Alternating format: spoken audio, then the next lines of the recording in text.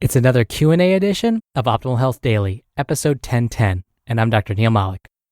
Hey there, happy Friday, and welcome to another Q&A edition of Optimal Health Daily, where I answer your health questions related to fitness, diet and nutrition, and lots more. You send in the questions, and I answer them for you. If you want to send in an audio question, the short link is oldpodcast.com/ask, or you can call in and leave a message at 61 I love OHD. I so appreciate you sending me your questions. I love listening to and answering them. And if you're wondering, why should you bother? Are you really going to get good information or an accurate response? Well, like I've always said, I want this to be a place where you can expect to hear the truth. I don't always like to give my personal opinion, but rather I like to pull from the research. What have the data said about your particular question? That's what's most important. There are so many myths and misconceptions out there.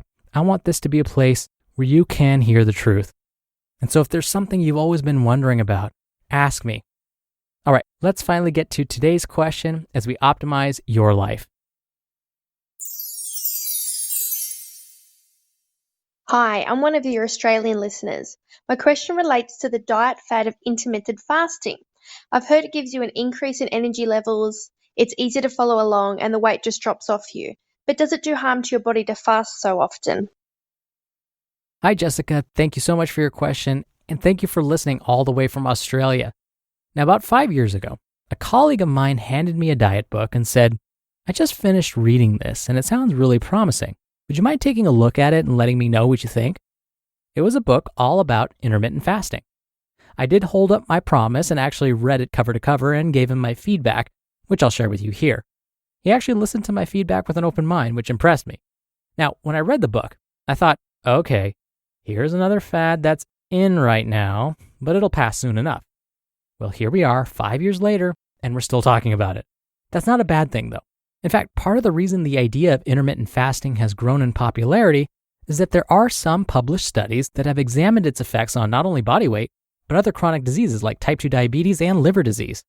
Plus, it doesn't hurt that A-list celebrities like Hugh Jackman and Jennifer Lopez have been very vocal about their successes with intermittent fasting. Now, while this diet may not improve your singing or acting skills like J-Lo or give you superhero powers like the Wolverine, it's important to consider the pros and cons. Now, let me start by describing what fasting and intermittent fasting are. By definition, fasting means the complete avoidance of food. Intermittent fasting means that you will still eat, but with larger lengths of time in between meals and snacks. Some intermittent fasting programs suggest limits on how many calories you can eat. For example, some may allow one meal during a fasting day that makes up 25% of your calorie needs for a typical day. So let's say you need to consume 2,000 calories per day. This would mean that your one meal, if you were to follow this plan, would be about 500 calories. Now, in general, there are 3 types of intermittent fasting diets. The first is called alternate day fasting. This diet has you alternate between days you can eat what you want and days you're supposed to fast. Then there's whole day fasting, where you fast for 1 to 2 days per week, and on the other days, you can eat anything, anytime. Then there's time-restricted eating. This involves a routine where you only have a certain number of hours to fast and a certain number of hours to eat each day. Okay, so now that we have a general idea of what intermittent fasting is like, we need to discuss whether it's safe and effective. As you mentioned, Jessica, there are some studies that have found benefits such as weight loss, reduced body fat, and lower total cholesterol levels. Sounds really good, right? On the other hand, researchers have also found that intermittent fasting may be just as effective as watching what you eat and reducing your daily calories. Now, short-term intermittent fasting may reduce body weight and body fat because by fasting, your body relies more on your fat stores for energy. This has been shown especially within the first 24 hours of fasting and seems to peak between 18 and 24 hours of fasting. Also, it's been shown to increase metabolism in the short term. Now, at this point, you may feel convinced. These are some wonderful benefits, right? However, as always, we must ask ourselves, is this right for me? When we look at longer-term studies, most of the ones I just mentioned were done in the short term, like 1 to 6 months.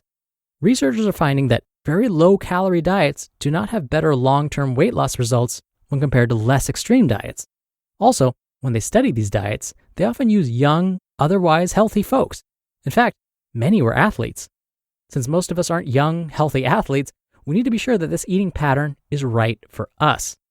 Now, when it comes to your specific question, Jessica, regarding the potential harms to the body, they are minimal, but they can include nutrient deficiencies, some loss of muscle mass, and the possibility that you'll gain more weight, mostly fat weight, if and when you go back to a typical eating pattern.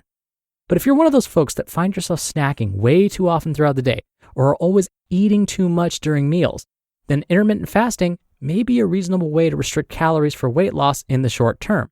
But keep in mind, other researchers have found that some tend to overeat to compensate after the fast. I should also mention that there are folks that should not follow an intermittent fasting diet. These would include those that currently have diabetes, unless their doctor is okay with it, those with low blood sugar, the elderly, children, pregnant and breastfeeding women. And I wouldn't recommend fasting before exercise. You may end up fainting or worse due to low blood sugar levels, which can make you feel weak and jittery. And as always, definitely check with your personal physician before beginning something like this, just to be safe. And thank you to BetterHelp. Do you find yourself lacking the motivation to carry on with your daily responsibilities? That you're the biggest obstacle standing between you and your goals? While it's widely recommended to enjoy the journey of achieving your goals and not solely focus on the destination, sometimes we need a professional to speak with without being uncomfortable. And when that happens, BetterHelp is here for you. BetterHelp can assess your needs and match you with your personal licensed professional therapist, providing a safe and private online environment for you at your convenience. In fact, you can start communicating with your therapist in just under 24 hours, and anything you share with your therapist will be confidential. BetterHelp is not self-help. It is professional counseling. I want you to start living a happier life today. As a listener, you'll get 10% off your first month by visiting betterhelp.com/OHD. Join over 800,000 people taking charge of their mental health. Again, that's BetterHelp, HELP.com/OHD. Thank you so much again for the question, Jessica. And if you have a question related to diet, fitness, stress management, anything along those lines, send it in. Just come by oldpodcast.com/ask. Right on that page, you can record straight from your computer's microphone. It's really easy. You can even play back your message and do retakes before sending it in. Or you can do it the old-fashioned way and call in your question. The number is 61 I love OHD. Both methods are in this episode's description, which you can find at oldpodcast.com. All right, thank you so much for listening every day. Thank you for listening all the way through. Thank you for sharing this show with someone. Have a wonderful weekend. Stay safe and stay well. And I'll see you back here on Monday where your optimal life awaits.